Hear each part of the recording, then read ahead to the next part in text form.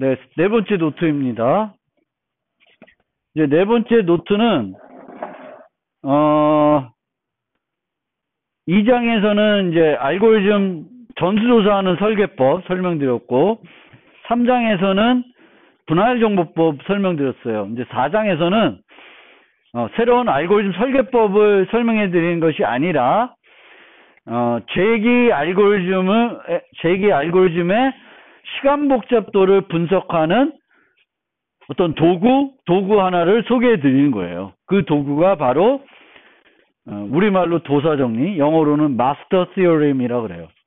그래서 마스터 시어렘을 우리가 그 제기 알고리즘 분석할 때, 시간 복잡도를 분석할 때 이제 사용할 수 있는 도구다. 이렇게 이해하시고, 이 도사정리가 왜 이렇게 성립하는지를 이 슬라이드 끝에 가서 설명드려요. 그래서 거기까지 보시면 이제 제기 알고리즘의 성능에 대해서 좀 더 깊숙이 이제 이해하실 수 있을 것입니다. 그래서 설명을 드리면은, 이제 제기 알고리즘의 시간 복잡도는 분석하기가 어렵습니다. 우리가 1장에서 도사 정리 없이 분석을 해봤어요. 2장에서도 도사 정리 없이 분석을 했습니다.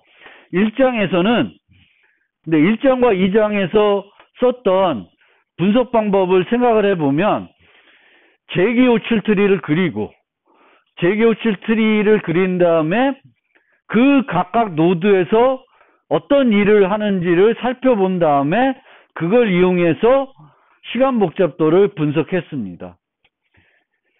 1장에서는 분할 정보, 합병 정렬을 분석했었는데, 걔는 분석해봤더니 각 레벨마다 일어나는 일이 똑같아가지고 각 레벨에서 일어나는 일 곱하기 이제 트리 높이로 해서 n 로그 n이라는 비용을 구했습니다.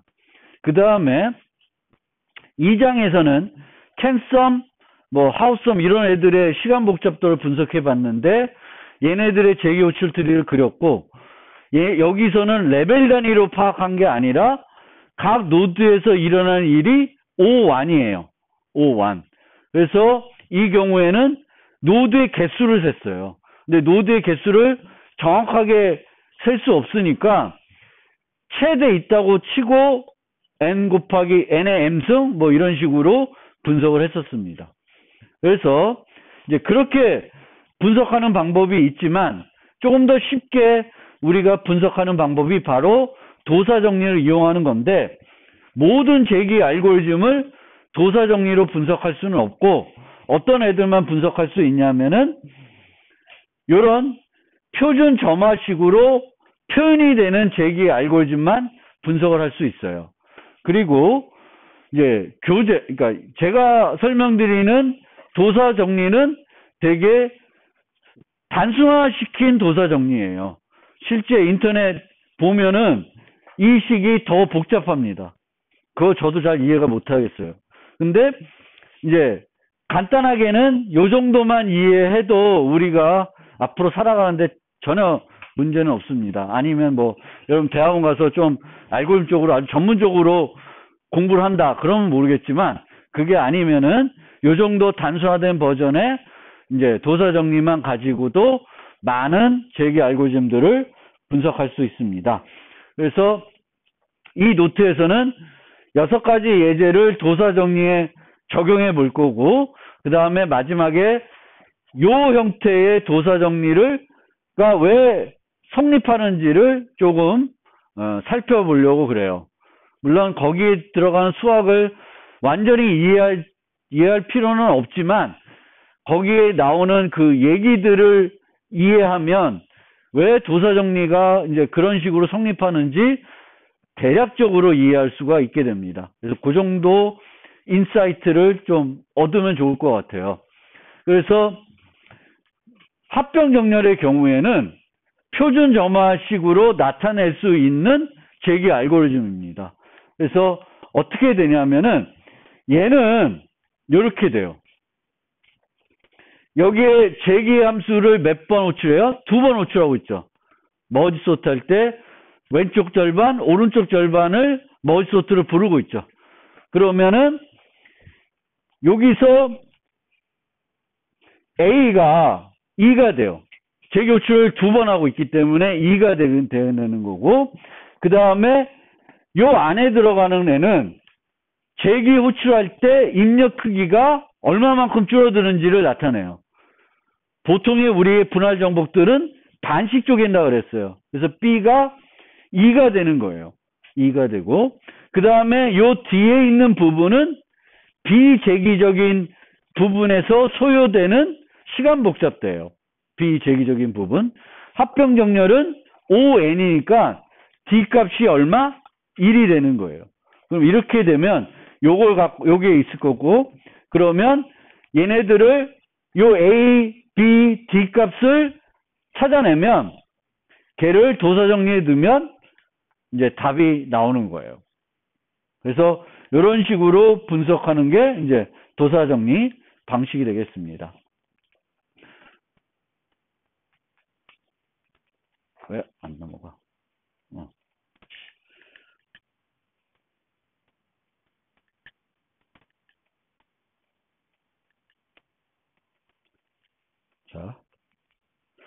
자, 이제 첫 번째 살펴보는 게 이제 1장에서 살펴봤던 정수 곱셈 알고리즘이 있죠. n크기 정수 2개를 곱하는 거.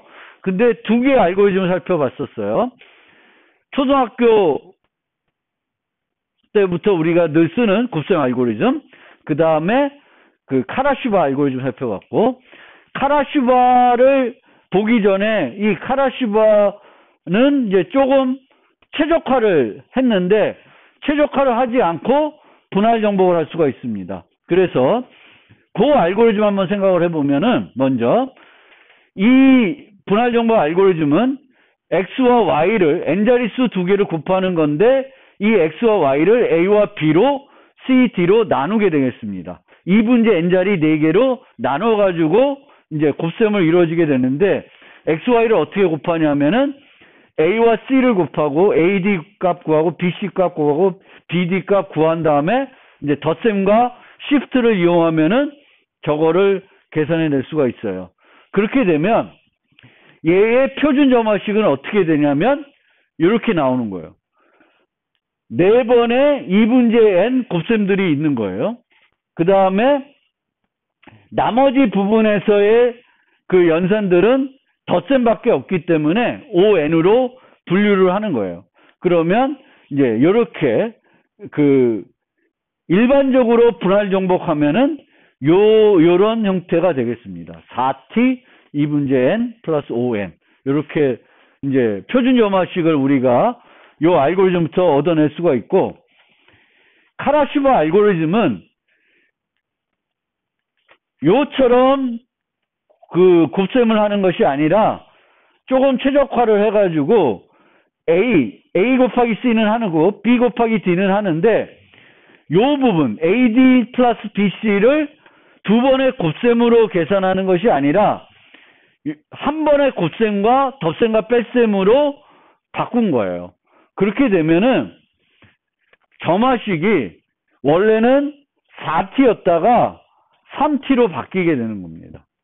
ON은 여기서 ON은 늘어나지만 여기는 ON이고, 재기 호출하는 그 개수는 4개에서 3개로 줄어들어요.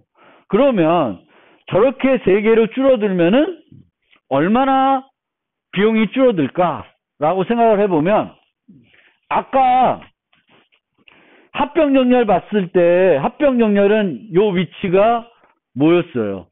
3이 아니라 뭐였어요? 합병정렬은 2였죠. 그러니까 n 로그 n보다는 더 비용이 들겠죠. n 로그 n보다는 비용이 드는데 얼마만큼 더 들까? 이제 그게 궁금한 건데, 그게 얼마나 더 비용이 드는지는 이제 도사 정리를 이용하면은 이제 계산할 수 있다는 거고요. 도사 정리는 아까도 말했듯이 모든 재기 알고리즘을 분석할 수 있는 건 아니고 표준 점화식으로 표현할 수 있는 경우에만 할 수 있어요. 우리 이 노트에 소개되는 도사 정리는 되게 단순화된 버전이고 이제 실제 버전은 좀 더 복잡합니다. 그런데 요 단순화 버전에서는 이런 형태로 나와야 되겠고 여기에 몇 가지 제한 사항이 있습니다. 그래서 A는 1보다 같거나 커야 돼요. 1보다 작아지면 그 무슨 말인지는 좀 이해가 안 되죠. 제기호출을 반만 하나? 이상하잖아요. 그래서 그 A는 1 아니면 1보다 커야 되는 거고 B도 1보다 커야 돼요. 왜냐하면 작아져야지 이게 커지면 그것도 이상하잖아요. 그래서 작아져야 된다는 거고 D는 이제 0보다는 크겠죠. 그래서 이렇게 표현이 됩니다. 그리고 A와 B와 D는 N과 독립적인 상수여야 된다. 그래서 이런 표준점화식으로 표현됐을 때 우리가 살펴봐야 되는 게 A값, B값, D값입니다. 그래서 A, B, D 값을 파악한 다음에 요걸 계산해봐요. B의 D승을 계산해 본 다음에 B의 D승과 A를 비교합니다. 그래서 A와 B의 D승이 같으면 경우 1에 해당되고 A가 B의 D승보다 작으면 경우 2에 해당되고 A가 B의 D승보다 크면은 경우 3에 해당됩니다. 근데 여기 보시면 A 콜 B의 D승이면 N 로그 N 형태로 뭐 N의 D승 로그 N 형태로 나오게 되겠고 요 형태가 되면은 이 뒤에 있는 이게 이 시간 복잡도를 좌우하게 돼요. 시간 복잡도를 좌우하게 되고 요 경우에는 이렇게 돼요. 이렇게 됩니다. 그리고 여기서 여기는 로그의 기저를 표시 안 하고 있어요.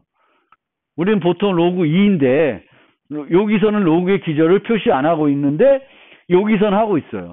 여기서는 이 B가 뭔지가 실제 성능에 중요해요. 근데 여기서는 중요하지가 않아. 왜냐하면 이 꼴에서는 로그 B의 N은 언제든지 로그 A나 다른 걸로 바꿀 수가 있고요. 다른 걸로 바꿨을 때 나머지는 상수가 돼버려요. 무시가 돼요. 그러니까 로그 2나 로그 10이나 별로 의미가 없어요. 결국은 로그다라는 형태가 되는 거지 그게 중요하진 않습니다.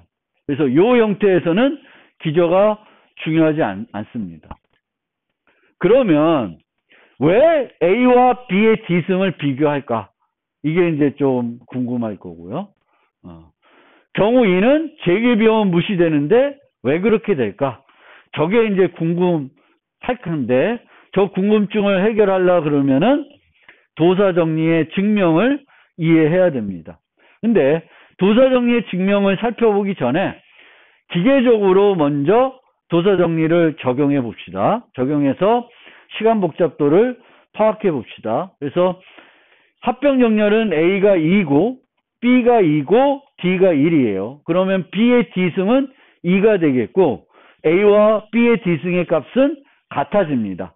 같아지면은 요 경우 세 가지 중에 첫 번째 케이스가 되겠고 그럼 여기다 대입하면 D가 1이니까 N 로그 N이 돼요.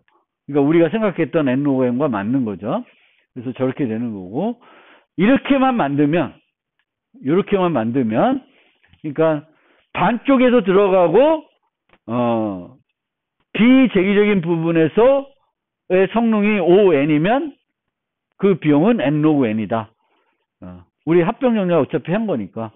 그리고 이진 탐색은 이제 어떻게 되냐면 A는 1, 반쪽만 들어가죠. 반으로 나눠지게 되겠고 여기서는 상수 비용이 들어가요. 이진 검색에서 뭐 비재기적 부분에 하는 거 별로 없잖아요. 그렇죠? 그러면 이렇게 돼요. 그러면 얘는 비용은 로그 N이 돼요. 당연히 우리가 생각한 거랑 맞게 지금 가고 있는 거예요. 그 다음에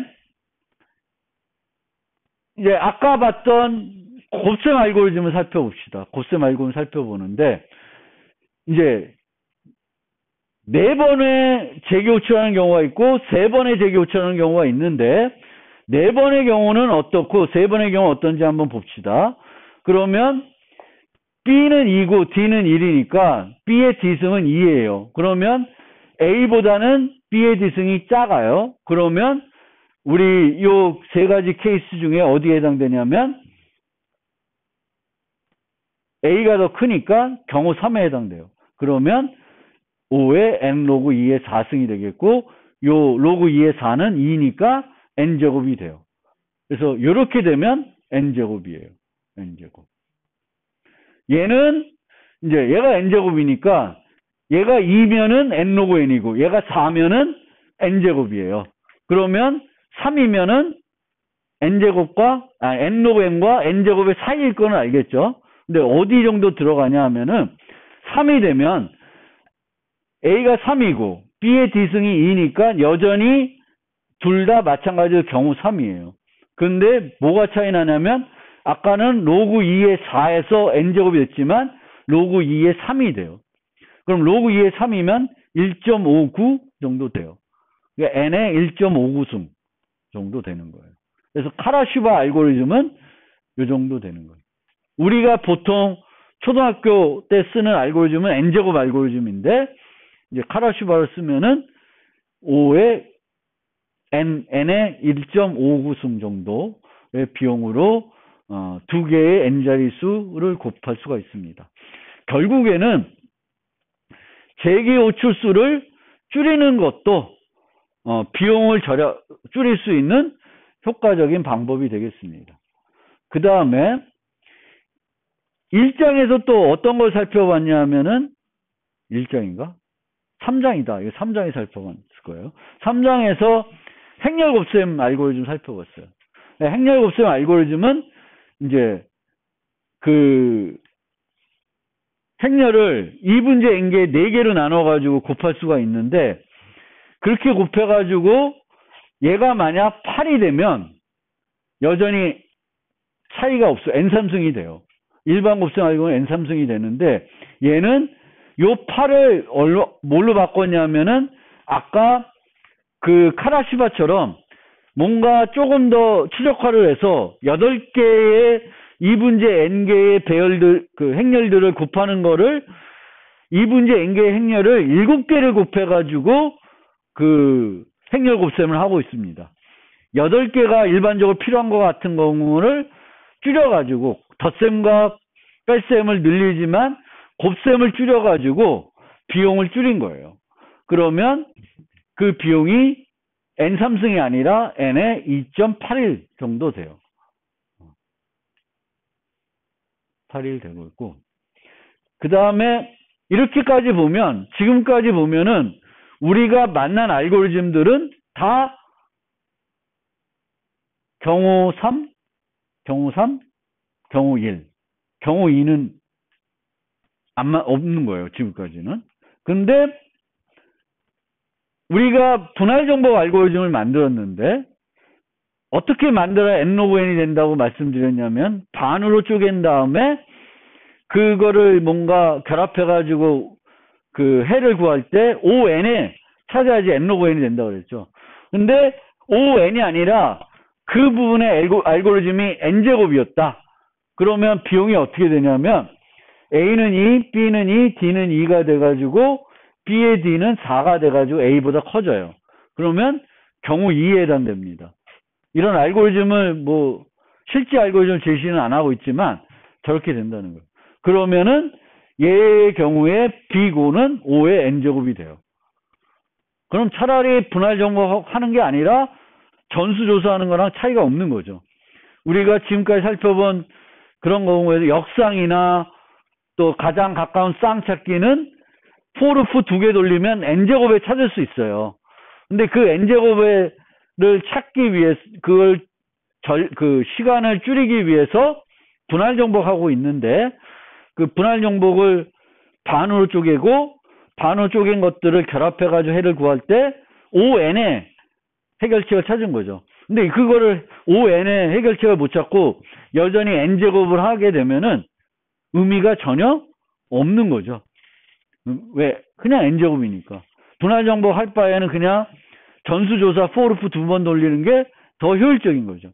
그래서 우리가 알고리즘을 만들 때 여러분들이 내 알고리즘이 표준 점화식이 되면 내 알고리즘이 어느 정도 시간 복잡도가 될 건가를 생각해 볼 수가 있고, 그런 알고리즘 만드는 건 의미가 없다라는 걸 알아차릴 수도 있습니다. 그래서 그렇게 되고요. 그러면 이제 남은 시간에 이제 이 도사 정리를 증명해 보겠습니다. 자세히 증명하진 않고요. 저도 수학을 잘 못해서. 그래서 도사 정리를 조금 더 이제 내부적인 동작 원리를 이해해 보려고 합니다. 그래서 얘를 어떻게 분석을 했냐면, 표준 점화식으로 가야 된다는 것이 이렇게 그 레벨마다 하는 일들이 뭔가 정형화돼야 된다는 거예요. 그렇게 돼야 분석할 수가 있는 거예요. 그래서 여기 보시면은 이제 그 각 레벨에 있는 노드 수가 있고, 그 노드 수에서 소요되는 비용이 있기 때문에 요걸 계산하게 되면은 각 레벨에서 일어나는 일들이 똑같아지겠고, 그러면 각 레벨에서 소요되는 비용 곱하기 트리 높이로 이제 이 시간 복잡도를 계산해 낼 수가 있습니다. 그래서 이거를 이제 일반화해 보면 문제가 있고 부분 문제들이 이렇게 쪼개지는데, 이제 요거죠, 알고리즘이. 내가 만난 알고리즘이 요거예요. 그러면 어떤 레벨에서 소요되는 비용은, 특정 레벨에서 필요한 일은 여기에 있는 노드의 개수가 A의 제일승계입니다. A의 제일승계. 그러니까 여기에 이게 두 갈래로 쪼개지면 2개, 4개, 8개가 있고, 세 갈래로 쪼개지면 9개, 27개, 81개 이렇게 되겠죠. 그래서 요 A에 따라서 A의 제일승계의 노드들이 있어요. 그리고 이 A의 제일승계에서 각 노드에서 일어나는 일은 요거에 의해서 결정되는 거죠. C의 ND승. C의 ND승이 각 노드에서 일어나는 일이잖아요. 근데 이 N의 크기가 위에서부터 아래로 갈수록 작아지죠. 어떻게 작아지냐면 요만큼씩 작아져요.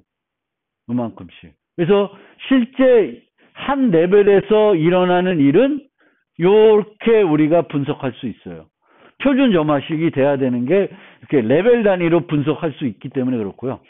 캔성 같은 경우에는 어떤 애는 뭐 내려가고 어떤 애는 안 내려가고 이러잖아요. 거기서 끝나고 막 중간중간에 끝나는데, 그런 애들은 표준 점화식이 아니기 때문에 분석이 안 되는 거예요. 그러면 얘를 조금 다시 이렇게 조금 재정리를 하게 되면 이런 식으로 표현할 수 있어요. 근데 이런 식으로 표현하게 되면 B의 D승 나누기 A, 여기가 나오죠. 그럼 요거가 뭘 떠올리게 되냐면, 우리가 뭐라고 있었어요? 조사 정리할 때. A와 B의 D승을 비교하고 있었죠. A와 B의 D승이 같으면 요 값이 뭐가 될까? 1이 되겠지. 그럼 없어지는 거예요. 그 원리를 이용. 제가 A가 커지면, A가 B의 D승보다 커지면 쟤는 점점 커지겠죠. 근데 거꾸로 B의 D승이 A보다 커지면은, 저걸 J승하면은 점점 작아질 거예요. 그 원리를 이용하는 거고, 전체 비용은 어떻게 되냐면은 이제 요 높이만큼 이제 레벨들이 있겠죠. 여기에 있는 높이의 개수는 로그 B의 n승에 비례해요. 이게 2씩 줄어들면 이제 로그 2의 n이 거고, 3분의 n으로 줄어들면은 더 빨리 가겠죠. 로그 3n이 되는 거고. 그래서 전체 비용은 이렇게 돼요. 표준 점화식이면. 그러면 요게 전체 비용이에요. 요 전체 비용. 여기서 그러면 이렇게 비용이 있을 때, 이제 우리는 관심 가는 게 A와 B의 D승입니다. 근데 A를 뭐라 그러냐면 RSP라 그래요. RSP. 그래서 A가 커지는 거는 나쁜 거예요. 소음 문제가 많은 거예요. A가 2면 2개씩 쪼개지는 거고, A가 3이면 3개씩, A가 4면 4개씩이에요. 얘가 많아지면 많아질수록 성능은 안 좋겠죠. 그렇죠? 그 다음에 B의 D승은 문제 크기가 줄어드는 비율이에요. 문제 크기가 많이 줄어들면, 매번 갈 때마다 줄어들면은 이 전체 레벨, 트리의 높이가 작아져요. 트리의 높이가 작아지면은 성능은 좋아지겠죠. 그러니까 우리는 뭘 원하냐면 트리의 높이는 작고 퍼지는 거, 이 갈래가 작은 게 성능은 좋은 거죠. 그래서 A는 성능을 나쁘게 하는 요소이고, B의 D승은 성능을 좋게 하는 요소예요. 그래서 성능을 나쁘게 하는 요소와 성능을 좋게 하는 요소를 비교해가지고 2개 비교했더니 같아. 그러면 요게 같으면은 무슨 의미가 되냐면 모든 레벨에서 하는 일들이 똑같은 경우예요. A와 B, D승이 같으면 합병 정렬에 해당되는 경우, 이 경우는 모든 레벨에서 소요되는 비용이 동일해요. 그러면 트리 높이가 이제 성능을 좌우하겠죠. 그 다음에 RWS가 RSP보다 크면은 레벨이 증가할수록 하는 일이 없어져요. 적어져요. 그 얘기는 뭐냐면 맨 꼭대기에서 일을 다 해. 나머지는 거의 일이 안 해요. 거꾸로 RSP가 크고 RWS가 작으면 RSP보다 위에서 아무것도 안 하고 모든 일을 다 어디서 해요? 대부분의 가장 많은 일을 단말에서 하는 거예요. 이 호출에서 맨 아래 가서. 그래서 이게 3에 해당되는 겁니다.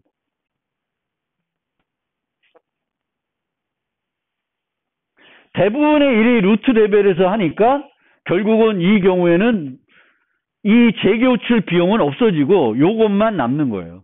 요 OM 부분만 이 OM 이 비재기적인 부분의 성능이 전체 성능을 좌지우지하는 형태가 되는 겁니다. 그래서 조금 더 면밀히 살펴보면은 얘가 1이면 이거 없어지니까 요것만 남죠. 그렇죠? 요것만 남으니까 얘가 1인데 이게 지금 1이 몇 개가 있냐면은 트리 높이만큼 있는 거죠. 트리 높이만큼. 그래서 이렇게 되는 거고요. n이 1이면. 경우 2와 3은 요 아래 제이승이 있는데 자해승을 이렇게 쭉 계산해야 되는데, 요걸 계산해야 되는데, 얘는 이 수학은 여러분 다 아시죠? 이렇게 돼야 되는데, R이 1보다 작으면은 얘를 상수로 놓을 수 있고, R이 1보다 크면은 얘를 상수로 놓을 수가 없는 경우가 되겠죠. 그래서 R이 1보다 작은 경우는 이제 BD가 A보다 큰 경우죠. 그래서 요 경우죠. 요 경우는 상수가 되는 거예요. 그래서 경우 2는 이제 이 부분이 상수가 돼서 결국은 n D승 값이 되는 거고요. 전체 일은 루트 내에서 일어나는 일이고, 요 경우는 이제 거꾸로 이제 단말에서 대부분의 일들이 일어나는 경우에 해당되겠습니다. 그래서 이게 도사정리 얘기입니다. 도사정리. 그러니까 여기에 있는 수학을 뭐 이렇게 면밀히 이해할 필요는 없는데, 결국은 요 개념, 그 다음에 요 개념, 요거를 이해하시면 되죠. 그러면 도사정리가 왜 저런 식으로 나왔는지가 대략적으로 이해하실 수가 있어요. 어떤 재기 알고리즘이 표준 점화식 형태로 돼야 되는 거고, 표준 점화식 형태로 되면 이 그림이 나오는 거죠. 이 그림이 나와서 이 그림을 어떤 식으로 분석하냐면은 이제 이렇게 분석이 되는 거죠. 요 분석이 되고, 여기서 얘가 뭐냐에 따라서 실제 결과가 이제 달라지는 거죠. 얘가 1인지, BD가 큰지, 위가 더 큰지에 따라서 얘를 분석하는 게 달라지는 거죠. 그것 때문에 이제 이렇게 세 가지 경우의 수가 나타나는 겁니다. 얘가 1이 되면 이제 그 트리 높이를 곱해야 되는 거고, 얘가 커지면 하는 일은 루트 레벨에서 다 끝나는 거고, 얘가 되면은 맨 아래에서 다 처리가 되는 거예요. 맨 아래에는 노드 수가 몇 개냐? 이제 이렇게 되는 거죠. 이게 도사 정리입니다. 마스터 세오렘. 그래서 이제 우리 비고를 알고 그 다음에 이제 재기 알고리즘 분석하는 방법을 이해해야 되는데, 내가 만든 재기 알고리즘이 표준 점화식에 해당된다. 그러면은 별로 고민하지 않고 재교출 트리를 그려보고 막 이렇게 해서 분석할 필요 없이 어떻게 하면 돼요? A, B, D 값만 구하면 돼요. 근데 A, B, D 값을 구했는데 이런 게 문제예요. 이 T의 2분의 N인데 여기가 N 로그 N 막 이렇게 되면 저거 어떻게 분석하지? 이제 되는 거죠. 왜냐하면 우리는 여기는 N의 D승 D가 나와야 되는데 D를 어떻게 하지? 막 이제 근데 원래는 식들이 조금 더 복잡하게 주어져요. 인터넷 검색해서 마스터 세어를 치면은 여기서 소개한 것보다 좀 더 복잡한 형태의 마스터 세어림이 주어지는데, 뭐 그거를 꼭 거기까지 이해할 필요는 없고, 그거 봐도 잘 몰라. 힘들어. 어려워요. 어려운데 이 정도만 이해해도 우리가 만나는 여러 알고리즘들을 분석하는 데는 큰 문제는 없어요. 그래서 이제 도사 정리 끝내고, 이제 다음 시간에는 이제 빠른 정렬을 살펴볼 거예요. 빠른 정렬을 살펴보는 이유는 확률적인 알고리즘이라는 측면에서 지금까지 배운 거하고는 다르고요. 이 빠른 정렬이 그 다음에 배우는 선택 문제에 또 적용이 돼요. 선택 문제는 이제 정렬되어 있지 않은 데이터가 주어졌는데 K번째 요소가 뭐냐? 이걸 찾는 거예요. K번째 요소. K번째 요소를 찾는 가장 단순한 방법은 뭐겠어요?